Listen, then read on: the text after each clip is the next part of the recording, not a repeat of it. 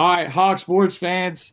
We just got back from UFC Nashville. We haven't had a Hawk talk in like a week and a half. I think Tuco was the last one that was on here. He got the dub at UFC Nashville. But we are here tonight. Jake is breaking barriers here. He's the first person I've had on here that's actually younger than me, and he's my first baseball player I've had on here.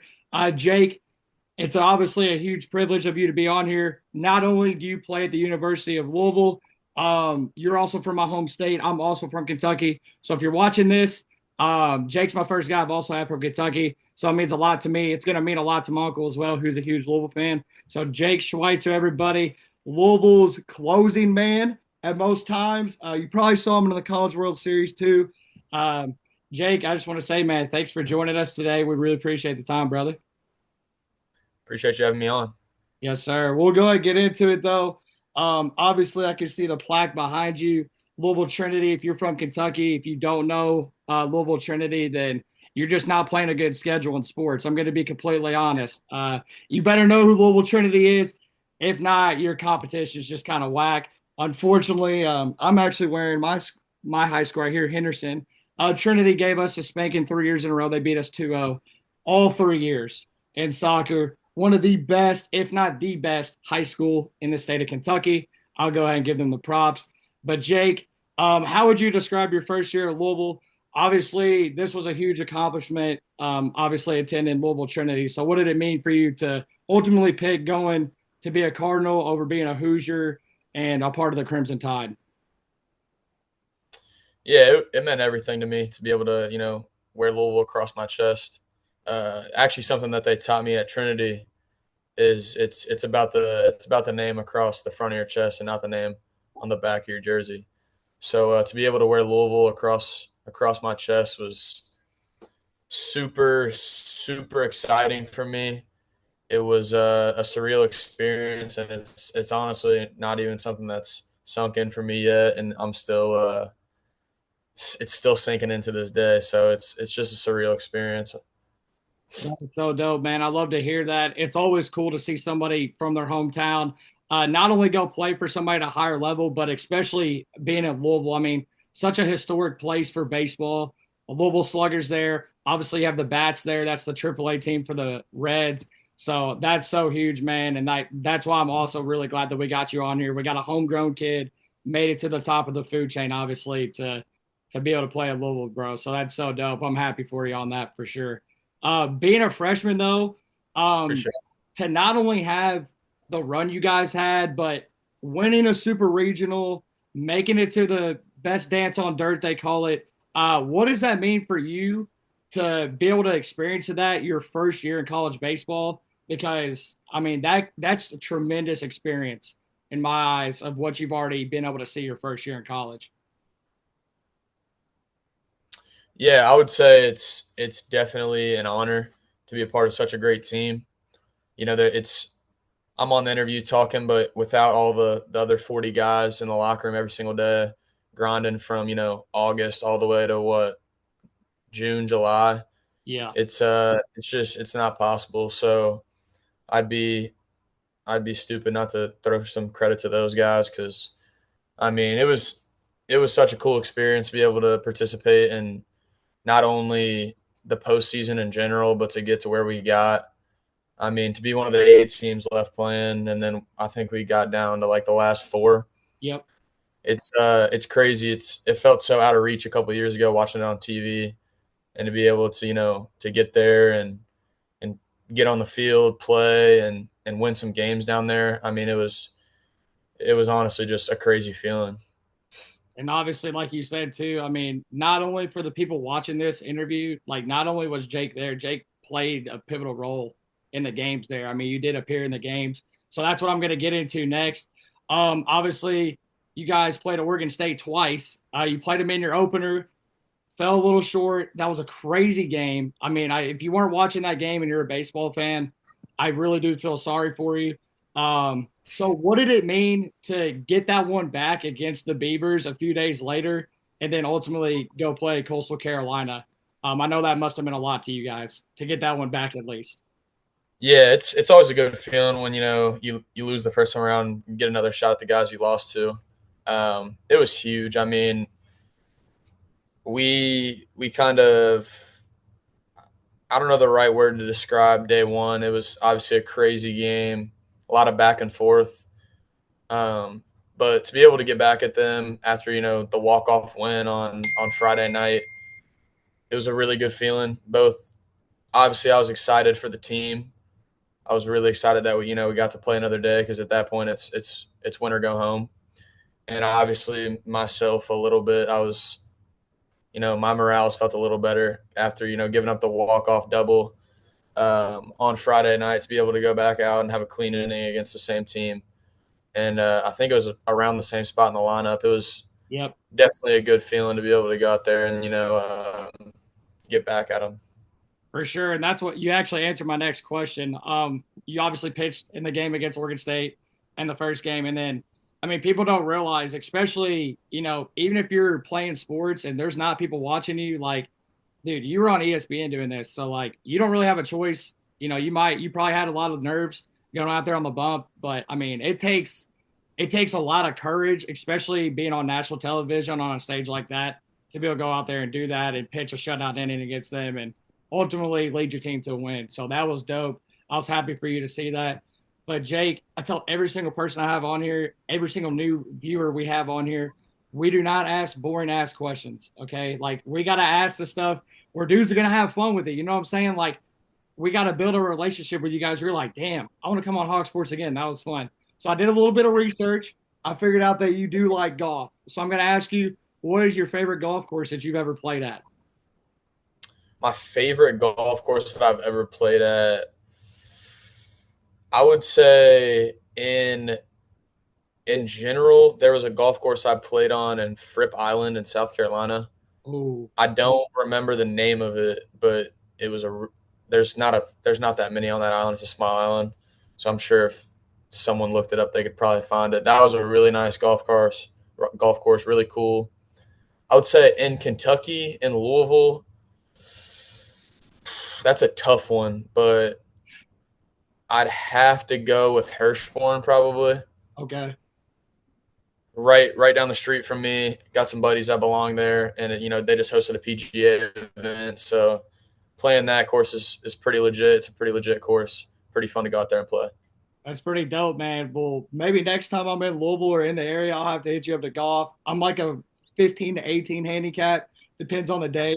I like bogeys. Bogeys are pars for me, but I love the game. I'm not shit, but I'm not good. It's like that old saying: sometimes maybe good, sometimes maybe shit.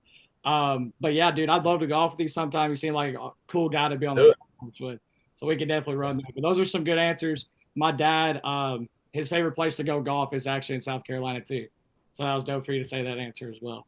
But then, There we go. Jake, this is my favorite question I came up for you because I was doing some research on you.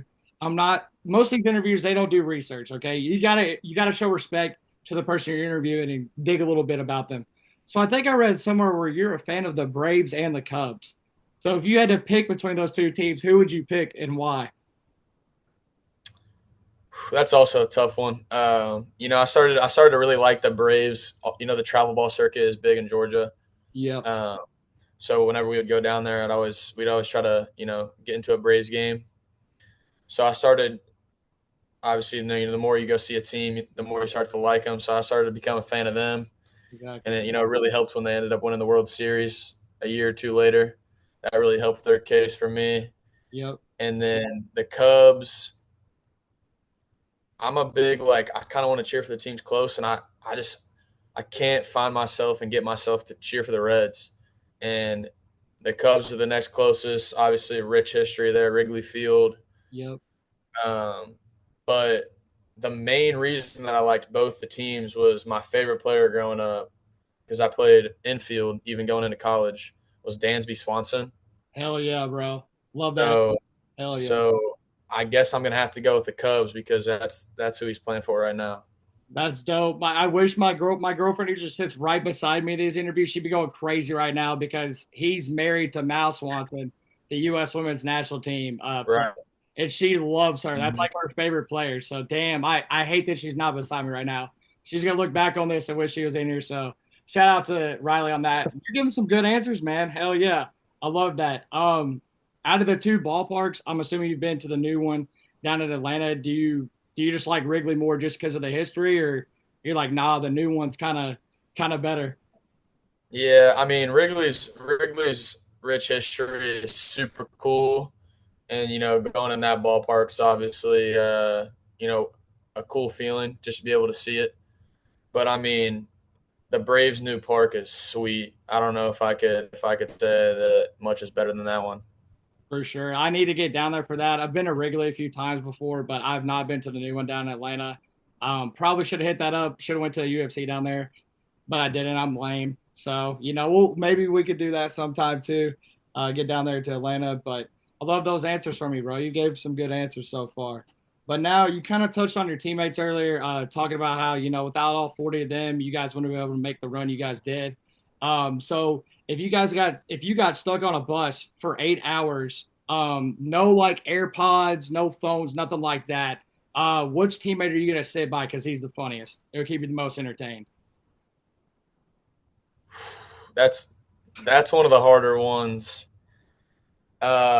There's just a lot of different guys that are funny or entertaining in their own ways. I would say the funniest guy on the team is either Justin West or George Baker.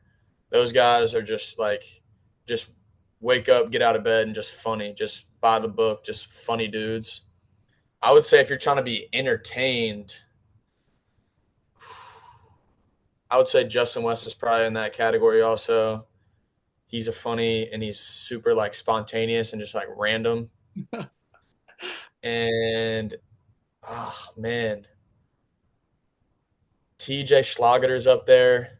He's a funny dude. But yeah, I think the right answer is probably Justin West. Okay. I think that's probably what I'm gonna go with. Is he one of those guys like he just does shit that like if other people did it they'd be weird, but like because it's him he probably just gets away with it. He seems like Oh that yeah, that a type of thousand percent. that you just explained. Yeah, those are the best dudes to be around, especially on the team. They really help like gel the team together, even whenever it's like off the field. I feel like they're very, very big for the team, no matter like they could be the best dude on the team or they could be the worst dude on the team. But like they're so vital for like, getting teams to go to the places like the College World Series and having that camaraderie between the team. So that's pretty dope. Okay, my next one, I'm gonna have to actually speak on this from a personal experience before you answer this question. So my next question is, what's the most Louisville thing about being a Cardinal? And before you answer that, I figured this out the hard way. I was at a Florida State and Louisville football game, either my senior year of high school or my freshman year of college. I'm wearing a Jameis Winston jersey. My aunt went there, so I have on Florida State shit. Okay, and I'm walking with my best friend Will Steiner. Shout out to Will Steiner if he's watching this. I stepped on the bird, and like him and like five other people, like lost their mind on me.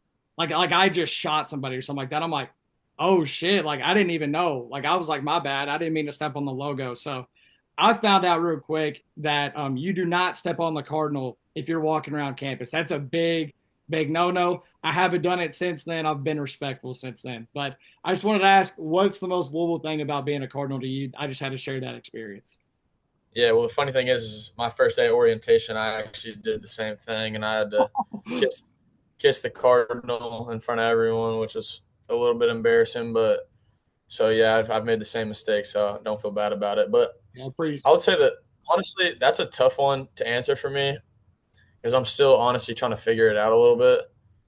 Growing up, I actually was a Kentucky fan, I am too.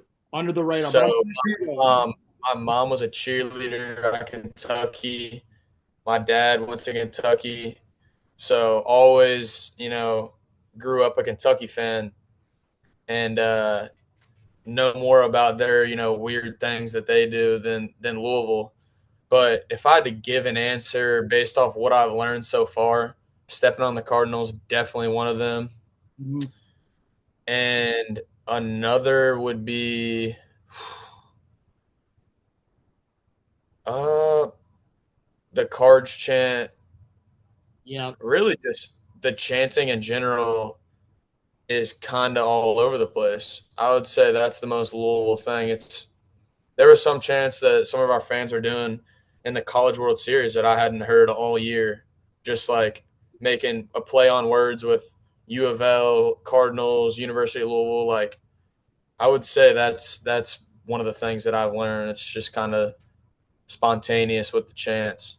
That's dope, man. They probably had a few Jello shots before they got to your guys' game. That might have played a little bit into that. So that's funny to hear that. But I'm glad we shared the same Cardinal experience. Sometimes you just gotta learn stuff the hard way. I actually ended up not kissing the Cardinal, so I'm sorry, Louisville fans, if you're watching this. Next time, I'm not gonna make that mistake again. So I'm not kissing the Cardinal. But no, that's dope. I'm glad that a lot of athletes, they just stay so locked in, especially you when you're on the mound. You're a very emotional guy out there. You always feed into the crowd, and I think that's why people like you so much. So I think that's a dope answer from you to acknowledge the crowd and kind of you can tell out there that you feel their energy on the bump.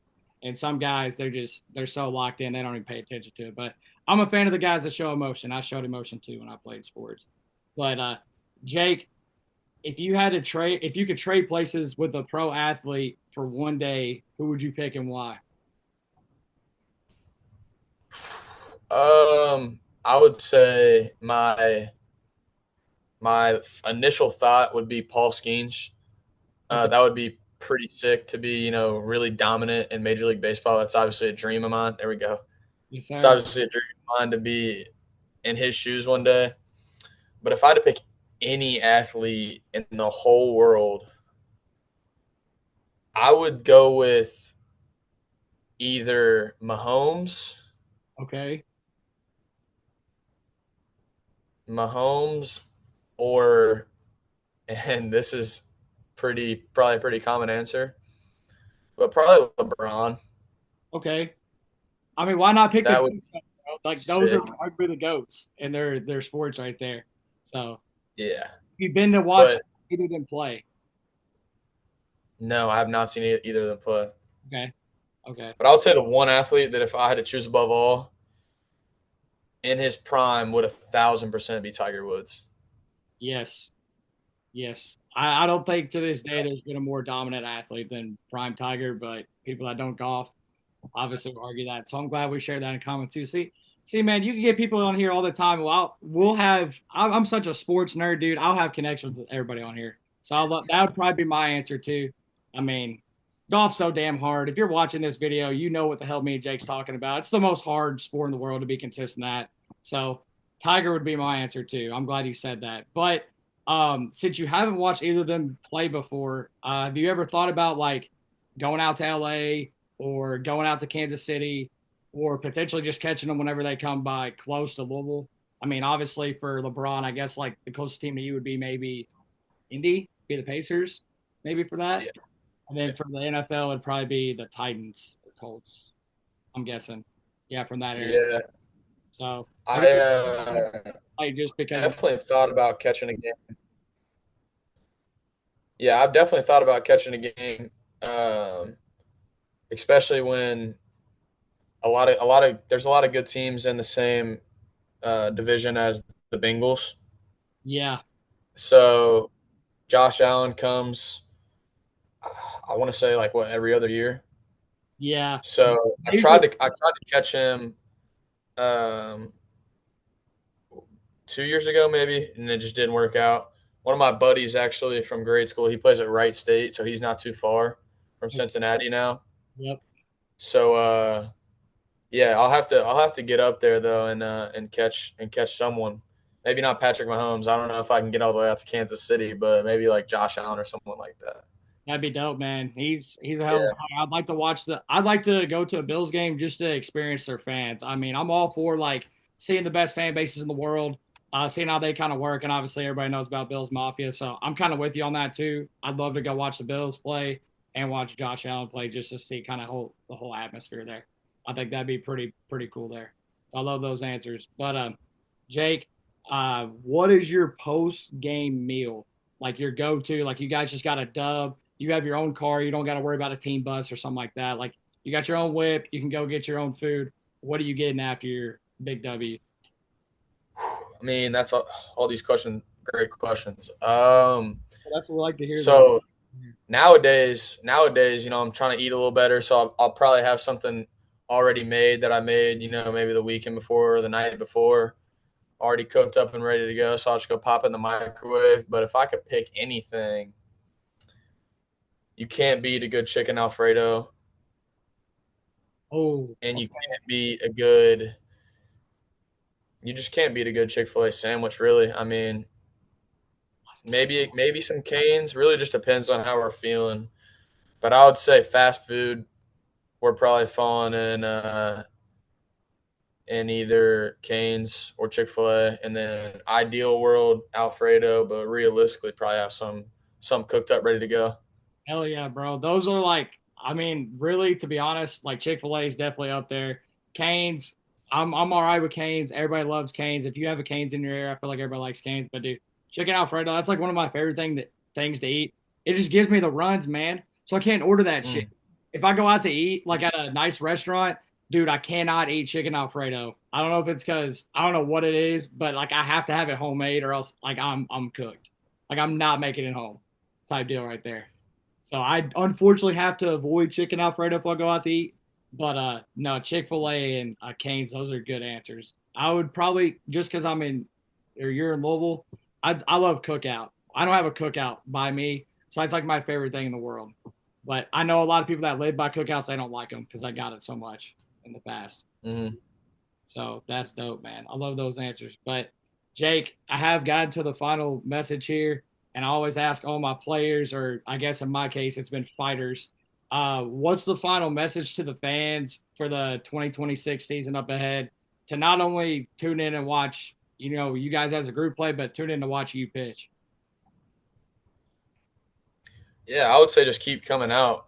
Um, at the end of the day, it's going to be a roller coaster no matter what. I mean, last year was a roller coaster, not only for me but for the team and for the fans all year. I mean, for me, I didn't even our first travel roster, our first game, I wasn't even on it, so I didn't even get to go to the first couple games. I don't even think I pitched more than like 4 or 5 innings in the first like 35% of the year. And then team wise, we dropped a few games that we shouldn't have dropped. We didn't win one series on the road. We lost to Bellarmine at home at the very end of the year, and we lost in the first round of the ACC tournament. Yeah, so I think that's right. So it was a roller coaster all around.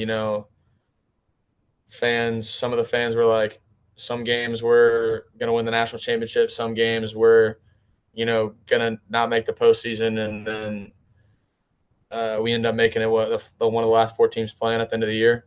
So I would say just keep coming out, keep supporting, and just stick with us because it's going to be rocky no matter what. But our coaching staff and our guys, the things that we do, we become battle tested before the battles even begin. So I would say just keep rocking with us no matter what. We'll get through it. Hell yeah, man. And I can't wait to watch you guys next year. Obviously, you guys are going to be hungry. I know you guys aren't satisfied, even though it was a hell of a run. Final four teams left in the College World Series.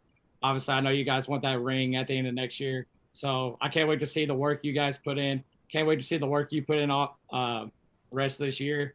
Obviously, I just talked to you off camera. They're not going to see this, but Jake said he's really just lifting right now and getting at it. So Jake, I can't wait to watch you, brother. I'm actually gonna come to a game because we just had this interview. I've never been to a Louisville college baseball game before. Watch y'all on TV. Never been there in person.